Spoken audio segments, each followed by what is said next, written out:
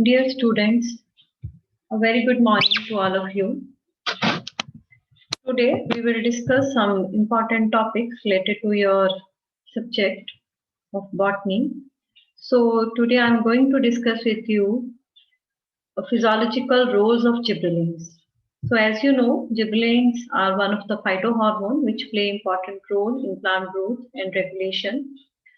So they basically cause cell elongation of intact plants and they belong to the category of growth promoting phytohormones. So as you know, phytohormones are organic substances which are produced in plants in one part of the plant body and they can translocate it to the other parts of plant body where they influence the specific physiological function in very low concentration. The concentration in which these phytohormones are found to be effective range from the 10 is to power minus 4 to 10 is to power minus 12 mole. So in today's discussion, we will just focus on the physiological roles of the gibberellins. So there are large number of gibberellins which are isolated from the plants. Until now, approximately 125 gibberellins have been isolated from plants, and they are named according to the serial order or according to the order in which they have been discovered. So they are named as GA1, 2, 3, 4, and so on up to GA125. So major role of the gibberellins is in the number one in the bolting and flowering. So they induce the bolting. Bolting means shoot elongation and flowering. Just before you can say they start in case of the short day plants. So without exposure to the low temperature, even they are can say they induce the bolting and flowering. And their common example is seen in case of the this reddish plant. So here you can say this is the bolted shoot, and this is earlier stage where the leaves they are arranged in a rosette leaves. It means here the internode length is very short, but during bolting that growth of the internode region is quite stimulated by means of the gibberellins. As a result, the whole plant get elongated just before the flowering session.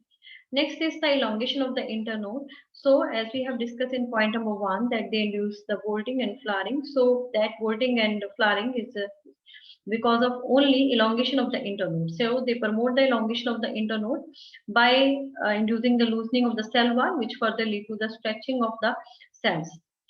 And the target for this gibberellin action is mainly is the intercalary meristem.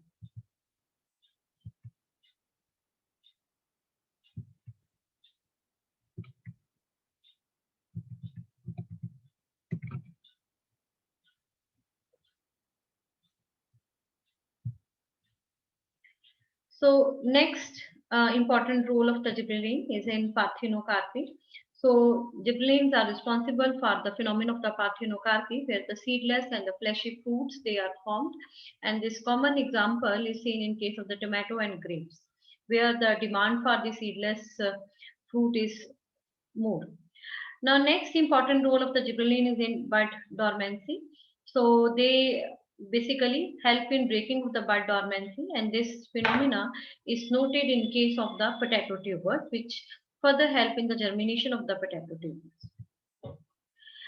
Now, next important role of the gibberellin is in seed germination. So they are known to promote the seed germination by enhancing the activity of the hydrolytic enzyme, which are secreted by the aleurone layer, which used to surround the endosperm. So next important role of the gibberellin in the root growth.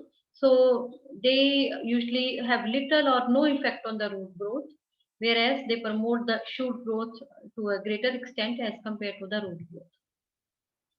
Next important physiological role of the gibberellin is in induction of the flowering.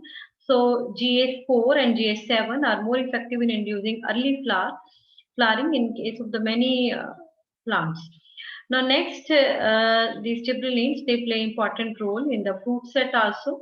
So they are, you can say, responsible for the initiation of fruit growth, which further can say helpful to form a good quality fruits. And this phenomena of the, you can say, role of the gibberellins in fruit setting is quite useful in case of the apple and other stone. So that's all, dear student, about physiological role of gibberellins. Thank you.